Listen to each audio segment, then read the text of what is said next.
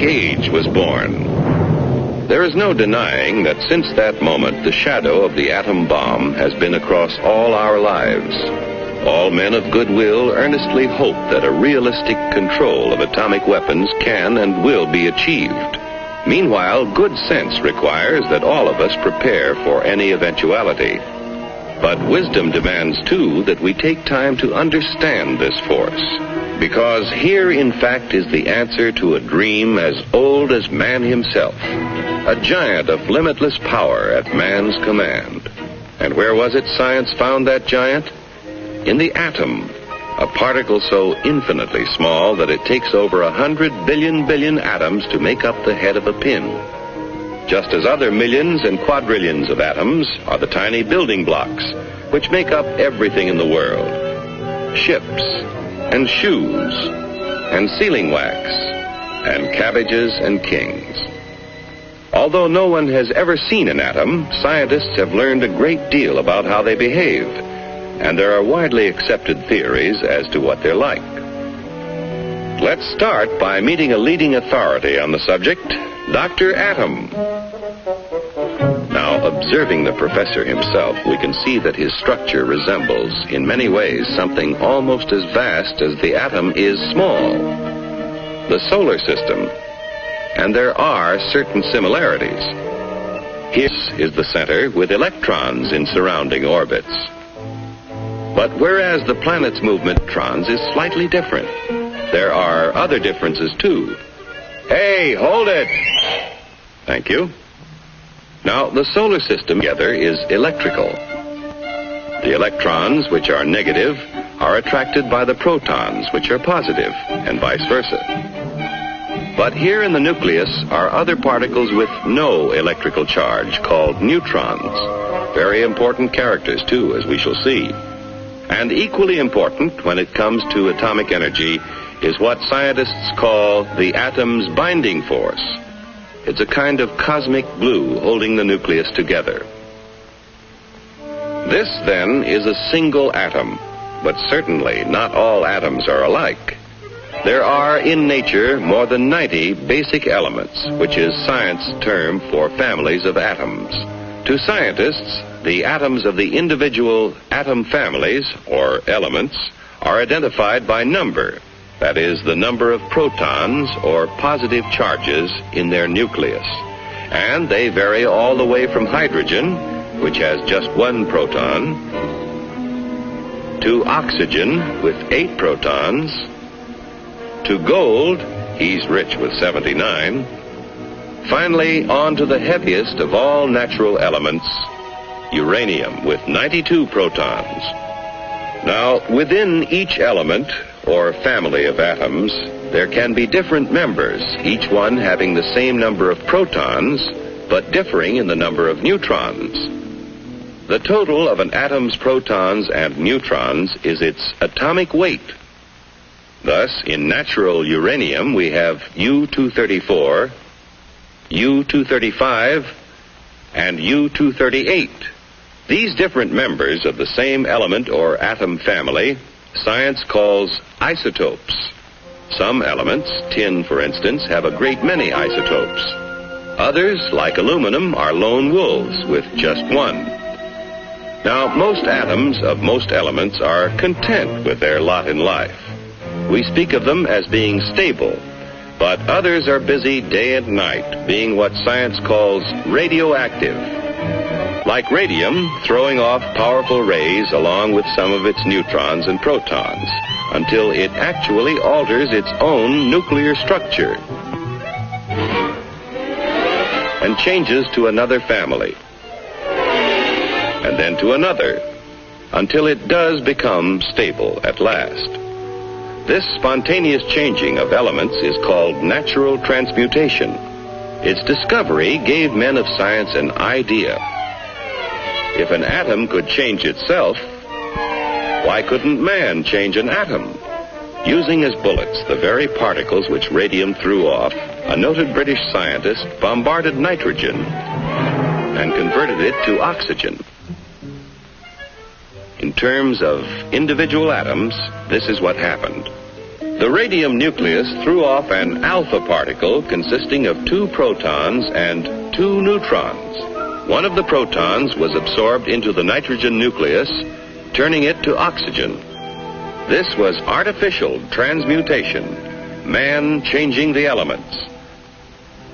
From that first experiment, others by the thousands followed as scientists devised ever more powerful particle accelerators, commonly called atom smashers, to transmute more and more kinds of atoms.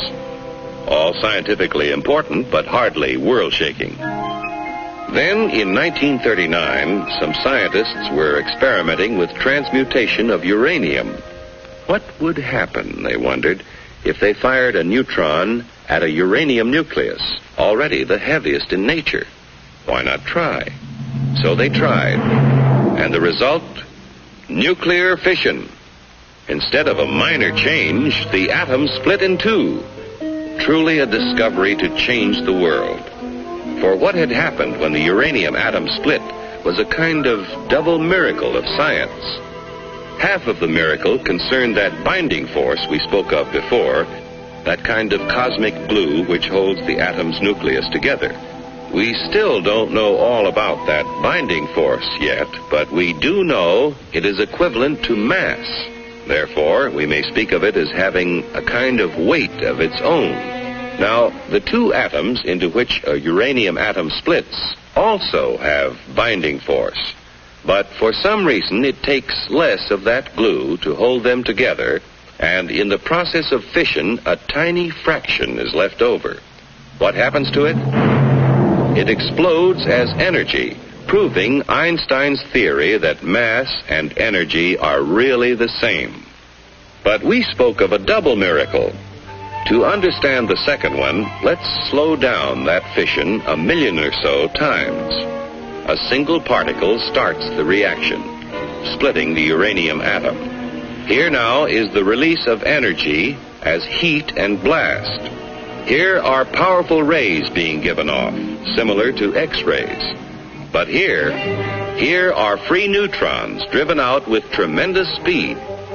And provided there is sufficient U-235 present, what science calls a critical mass, those neutrons bombard other uranium atoms, causing them to split and split still others. The result? A chain reaction. Over 1 million billion atoms exploding within 2 seconds. And the force? It would take Yankee Stadium full of dynamite to equal the energy released in the complete fission of an amount of U-235 the size of a baseball. With this discovery, at the time the free world faced a war for survival, it was little wonder the first thought was a weapon. But how to obtain enough material for even a single bomb?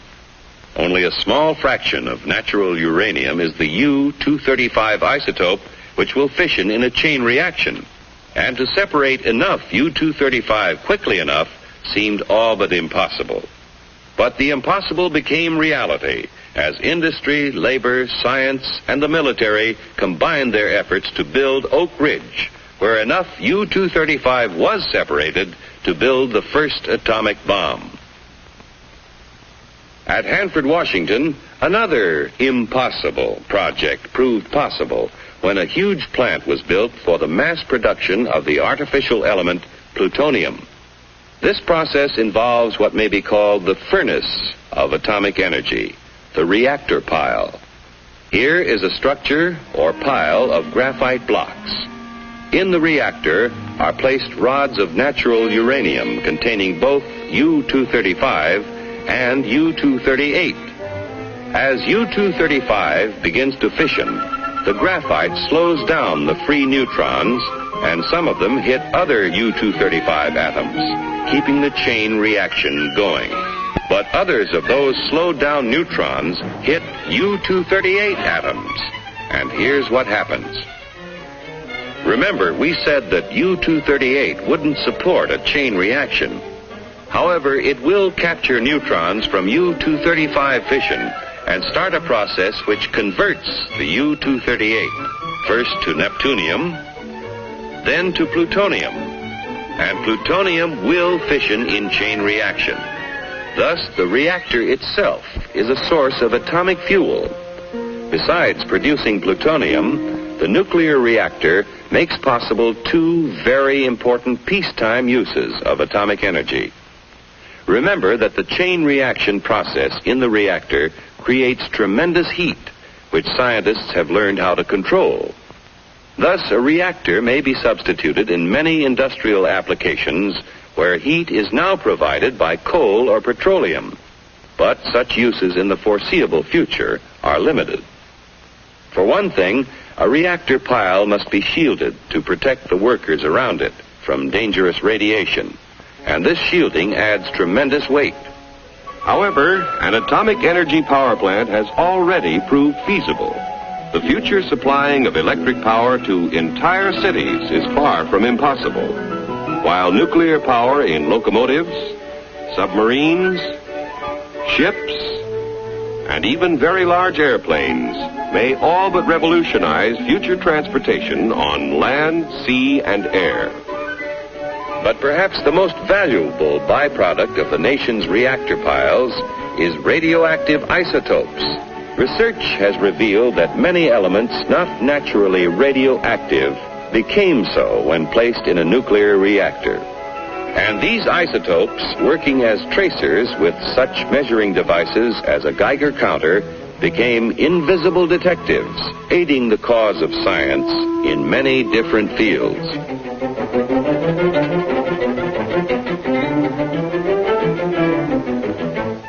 In agriculture, isotopes are now used to test such things as the effect of fertilizers on plant growth and the proper timing for their use, helping to assure bigger and better yields from tomorrow's farms. In industry, isotopes have found literally hundreds of new uses, such as the automatic thickness control of sheet aluminum, saving hundreds of man-hours of labor and assuring accuracy never before possible. In the fields of medicine and biochemistry, isotopes are performing near miracles of diagnosis and discovery. With radioactive sodium, doctors are solving more of the seeming mysteries of heart disease and circulatory disturbances. Radioactive phosphorus has been used to locate tumors in the brain and greatly simplify operations for their removal.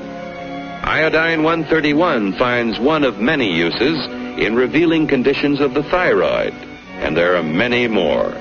New ways of using isotopes are being discovered constantly through the tireless work of modern pioneers in such fields as chemistry, metallurgy, medicine, and biology.